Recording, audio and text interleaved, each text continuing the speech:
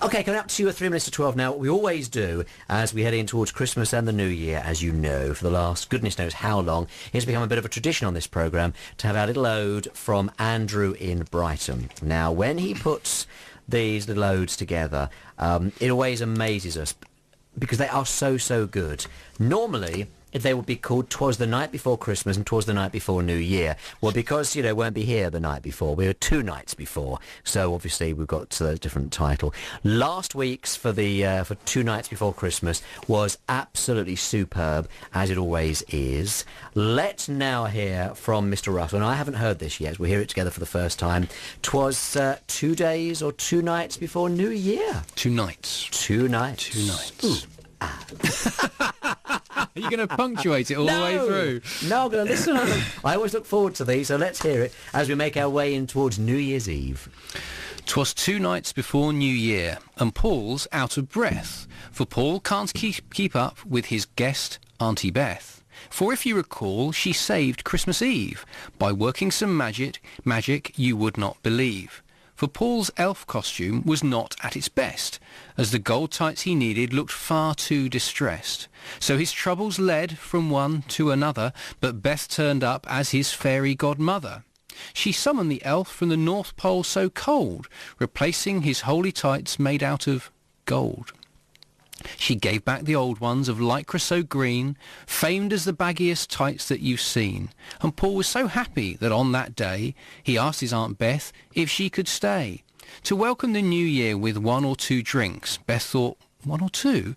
Is that how he thinks? And so Beth agreed to stay all week. But Paul didn't know how much havoc she'd wreak. Now, as we know, Paul does like his gin. It's a trait in the Millers since time did begin. But throughout the week they both went to town, hitting the pubs and swigging it down. But Paul knows his limits, he knows when he's done. He can no longer drink like he's 21. Those shots of gin, and of course all neat, were taking control of his hands and his feet. He danced to the conga when visiting clubs, but he was getting thrown out of most of the pubs. So Friday night came and Paul's feeling queasy, crying, "Drinking with you has not been so easy. My show has suffered, I've been slurring my speech. The gin's hit the parts it don't normally reach. I can't drive my car, so now use a bus, turning up late to the anger of Russ, who now sits beside me in case I pass out, ready to give me a whacking great clout."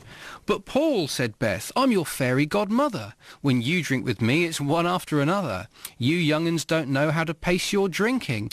"I know," moaned Paul, "that's why I'm sinking. Your stay has been great, but I cannot keep up. I need black coffee in a really big cup. This is Friday night, the last show this year. I'm feeling so sick, this will end my career. I've made no plans for this final year's show. I have no idea of how it will go. Russell has called and swore at me, and I can tell you, Beth, it was not funny. The language he used would make you blush, never hearing such words coming from Russ. He normally speaks Queen's English so true, but tonight I can say that the air is blue." "Oh, come on," said Beth, "we still have an hour. You can sober up. Go jump in the shower." So Paul rallied round and sobered up as Beth replenished his coffee cup.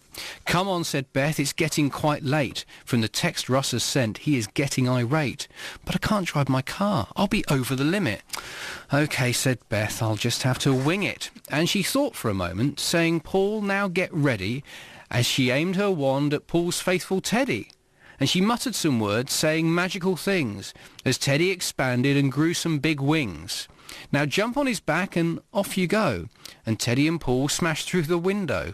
And as they flew, they did some loops, as people below stared and pointed in groups. Beth called out, "Good luck, goodbye," as Paul and Teddy rose high in the sky. "Goodbye and thank you," Paul called in the distance, as he dodged all the birds and wind resistance. And Beth called out, "You look such a pro. Are you sure you know which way to go? It looks like you have done this before." And as Teddy's wings flapped, the higher they'd soar. "No," said Paul, I never have. Is this the right way? There's no sat-nav." But Teddy, he knew which way to go, determined to help Paul open the show. And as they landed, and were safe as can be, on the studio roof at the BBC. Now with all this fuss and lots of bustle, they were greeted by a happy Russell. Thank goodness you're here. There's 1 minute to go to open up the Paul Miller Show. Now shoot down those stairs and get yourself ready. OK, said Paul. Can you look after my teddy? And Paul started up with just seconds to go, which is quite standard for this show. So all is fine and all is good, just as Aunt Beth knew it would. And she smiled while listening to Paul's wit and laughter, thinking his show gets dafter and dafter. But it's time to go. Her work is done. It's been a great week and so much fun. And with a wave of her wand, she did disappear, thinking, I may be back next year. And the show was a hit with music and jokes, for Paul and Russell are such good blokes. They really are such a good team to welcome in 2017. But the story's not done. For if you remember, Teddy grew wings on that night in December. So after the show, Paul and Russ did not use the late-night bus.